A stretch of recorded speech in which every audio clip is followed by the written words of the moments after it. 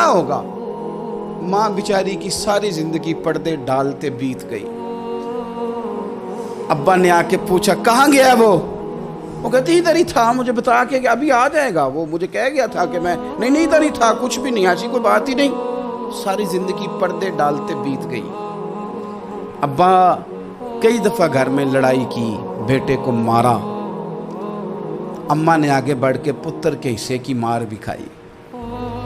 لیکن اسی بیٹے کی شادی کر دی تو اماں کو پتہ چلا کہ اوہو میں تو سمجھدار ہی نہیں تھی،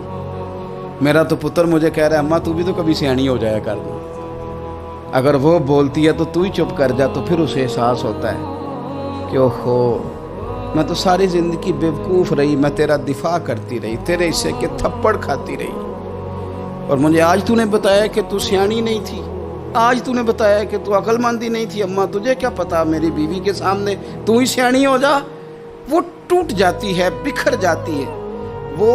کبھی پلٹ کے دیکھتی ہے تو اسے بڑے سارے زخم تازے ہو کے دکھائی دیتے ہیں، وہ یار